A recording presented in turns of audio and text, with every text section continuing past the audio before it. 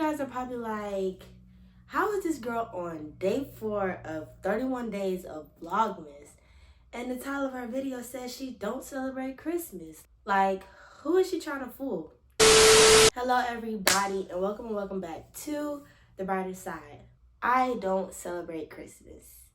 Well, I didn't celebrate Christmas for, I would say, about 4 years of my life. I told people, and I really didn't celebrate Christmas. Of course, you know, everybody does little Christmas things because it's just the time of the year. Everybody likes doing the Christmas thing, going to see the Christmas lights and stuff like that. And it wasn't that I did not like to do those things, but I was just in a place of bitterness. And bitterness breeds lack of joy, and it breeds hatred, and it breeds unforgiveness, which is the topic of today's video. I have 3 or 4 tips to make you feel better and more joyful during this holiday season, because I know that we all want to just feel loved, happy, and joyful during holiday season. It's the most wonderful time of the year, but there's a lot of people who feel alone during holiday season. And for those of you feeling alone, this video is just for you. The first tip is it's okay to feel how you feel. I originally started not celebrating Christmas around my freshman or sophomore year of high school because both of my parents are not very, I don't know how to describe my parents. They're just not the most jolliest people, and that's just their personality. They're just not jolly people. They did Christmas for us, not for themselves. They're just not those type of people. So with that being said, it was up to me and my siblings to, you know, make Christmas. And of course, my parents followed along. They got the gifts. They did what they did. But Christmas isn't just something that they, oh my God, y'all, it's December 1st, y'all. Let's put up our Christmas tree. What y'all want to do this year? Let's go. This is then the third. As the youngest of 4, of course, it was always great because you have 3 older siblings. Some of them got money, so then we can go do stuff for Christmas.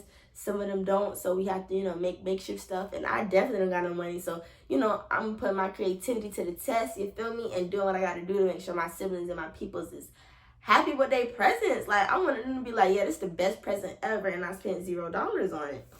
So that was so exciting. But then, again, as the youngest of 4, you are the last one in the house. My sister is the jolliest one out of all of us. And she loves the holiday season. She loves Christmas and things of that nature. So growing up with her, we always had a good Christmas. We was always decorating trees and stuff like that. But when my sister moved off to college, that's when things started taking a turn for the worse as far as Christmas goes. There was nobody to celebrate Christmas with. I have my oldest brother and my oldest sister. They were out of the house, and then it was just me and my brother Jordan, the one right before me, and both of our parents. And then they were in the first phases of divorce, not on paper, but just emotionally getting divorced. And so it was just really hard to continue that family dynamic. So I remember it was my sophomore year that I officially stopped celebrating Christmas, was because the October of 2019, my parents informed me that they were getting divorced. That was like, all right, well, my family isn't really a family anymore. And then that's just where I really started to feel that lack of joy around holiday season, especially because they told me in the midst of it, it is okay to feel how you feel, because there's trauma in why you feel the way you feel.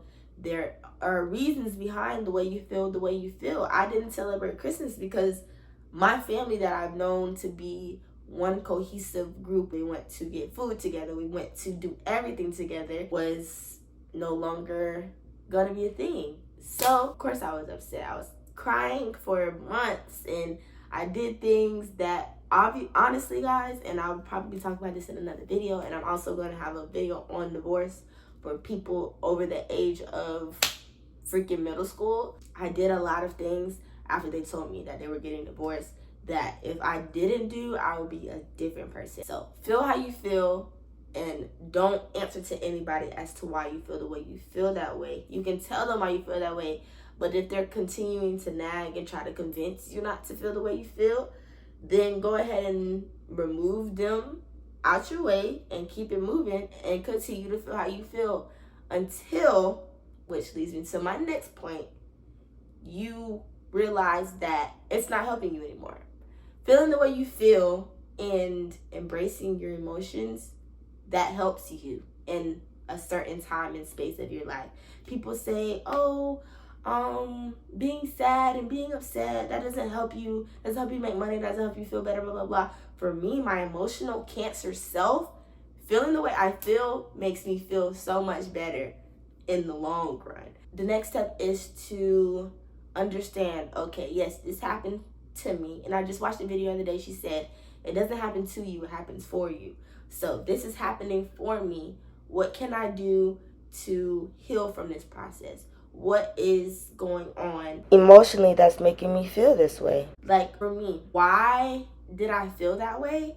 It wasn't just because of the divorce. It was also because I missed my siblings. Like, I love being around my siblings and I love being around my family. Now that my siblings are facing the world and becoming adults and things of that nature, they don't have as much time for me anymore. So now I feel like I'm divorcing my siblings. Like, I just got a lot going on at this point in my life, right? At that point in my life, I was just so sad. Like, why is everybody leaving? Like, what's going on? So now I start feeling a sense of abandonment, and I was feeling a disconnect between the people that I ran to whenever I felt disconnected from everybody else. Because I've not always been a girl that's had a lot of friends. So not having other friends, especially in a time like this, and then not feeling like I have my family there for me, you just feel alone. Oh, here come the tears. I felt like my parents were abandoning our family. And like my sister, she went off to school. She couldn't help that. But I also can't help that I feel the way I feel.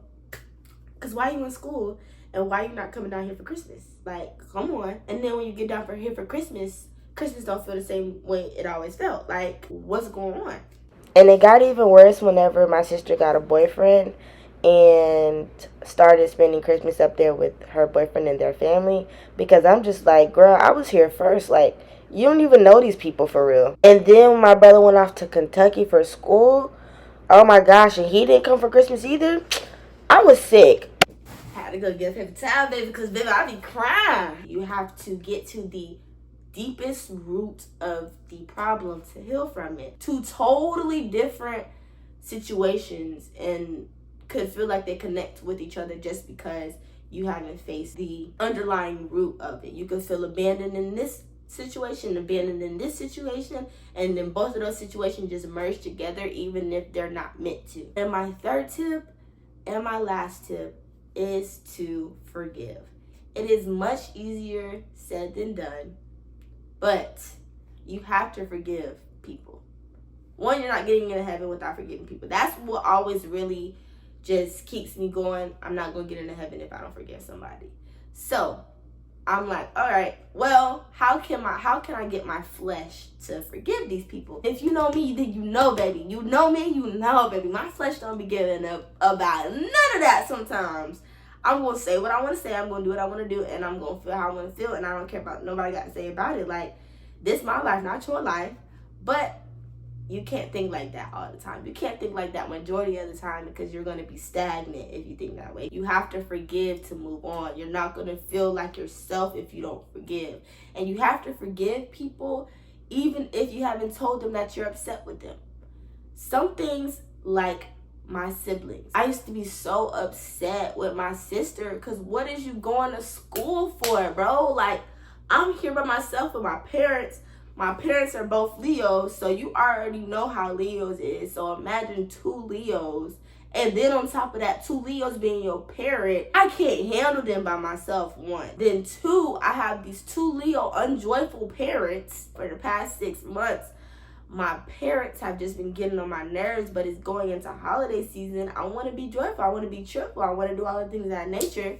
But when you don't have joyful parents, and you don't have no siblings, especially the most joyful sibling with you no more, there's really, like, not much that you can do, especially when you don't have a car, especially when you can't go do things on your own and you don't have a job. You're stuck there. I had to forgive my sister for making me feel like she just left me, and my brother, and my oldest brother, Marcus. Even though it's small and petty, you have to forgive those little instances, because even though it started off small and petty, obviously it manifested in something that is a roadblock in your life at this point. And then I had to forgive my parents. Now I'm still working on forgiving my parents, because why did you get divorced when I was 17?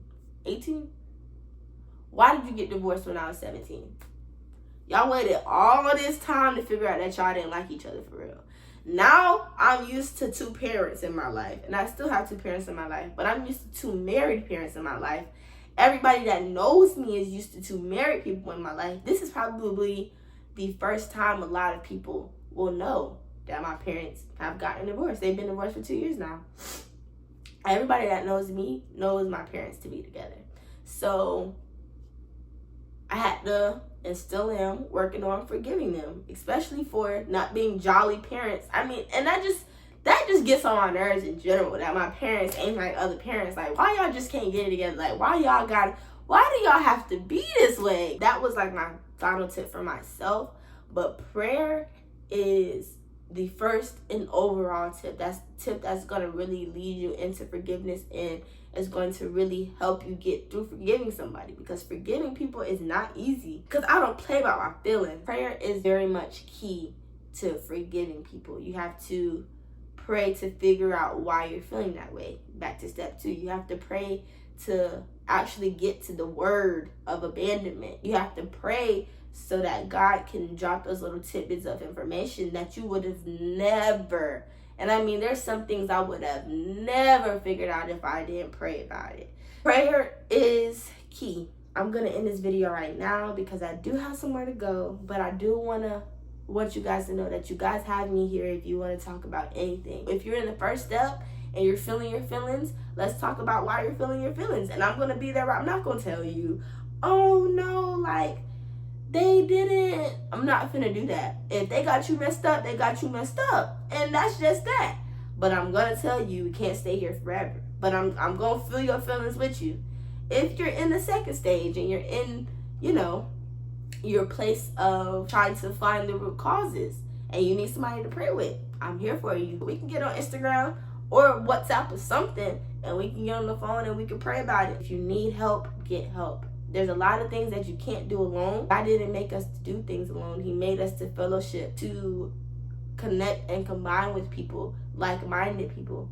So if you need somebody to connect with, you got me. And I just wanted to tell you all that if you didn't hear today, I love you and thank you for watching this video. Do not forget to like, comment, and subscribe. And my Instagram is down in the description below. So if you do need to reach out and ask me any questions, or just want to vent, I'm all for it. So I hope you guys have a great day, and thank you for tuning in to Vlogmas Day 4.